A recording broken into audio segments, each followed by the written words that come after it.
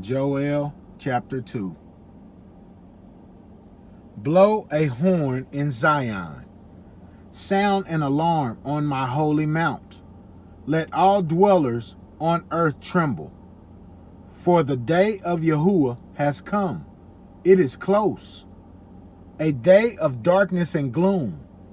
A day of densest cloud, spread like soot over the hills. A vast, enormous horde.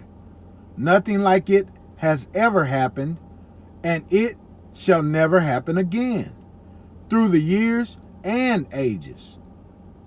Their vanguard is a consuming fire, their rear guard a devouring flame.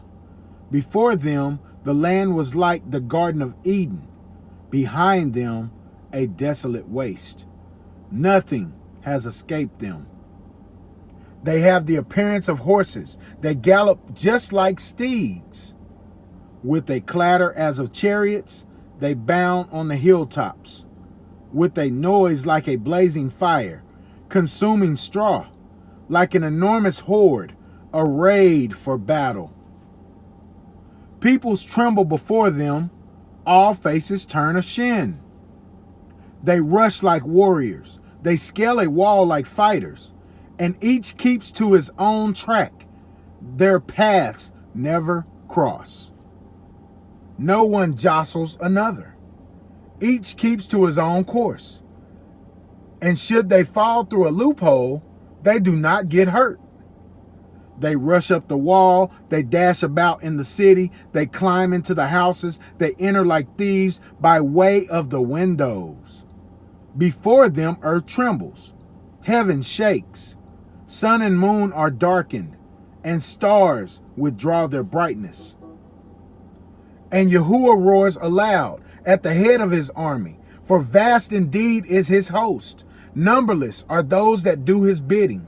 For great is the day of YaHuWaH, most terrible, who can endure it? Yet even now, says YaHuWaH, turn back to me with all your hearts, and with fasting, weeping, and lamenting. Rend your hearts rather than your garments, and turn back to YaHuWaH your mighty one, for he is gracious and compassionate, slow to anger, abounding in kindness, and renouncing punishment. Who knows but he may turn and relent and leave a blessing behind for meal offering and drink offering to YaHuWaH your mighty one. Blow a horn in Zion, solemnize a fast, proclaim an assembly. Gather the people, bid the congregation purify themselves. Bring together the old, gather the babes and the sucklings at the breast. Let the bridegroom come out of his chamber, the bride from her canopied couch. Between the portico and the altar, let the priests, YaHuWaH's ministers, weep and say, "Oh, spare your people, YaHuWaH. Let not your possession become a mockery, to be taunted by nations. Let not the people say, where is their mighty one?"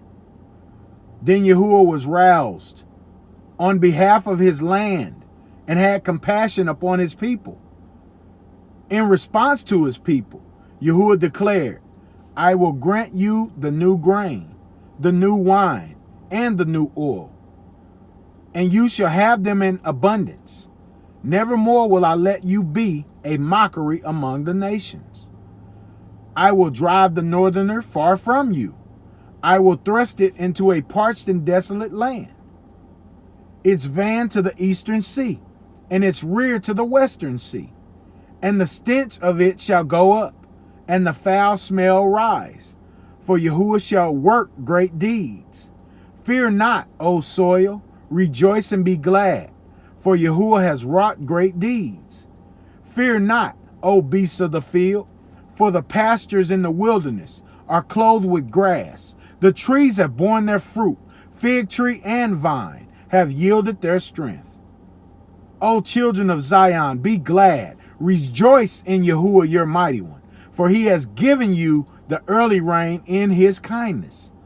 Now he makes the rain fall as formerly, the early rain and the late. And threshing floors shall be piled with grain, and vats shall overflow with new wine and oil. I will repay you for the years, consumed by swarms and hoppers, by grubs and locusts, the great army I let loose against you. And you shall eat your fill and praise the name of YaHuWaH, your mighty one, who dealt so wondrously with you. My people shall be shamed no more, and you shall know that I am in the midst of Israel, that I, YaHuWaH, am your mighty one, and there is no other. And my people shall be shamed no more. Thank you.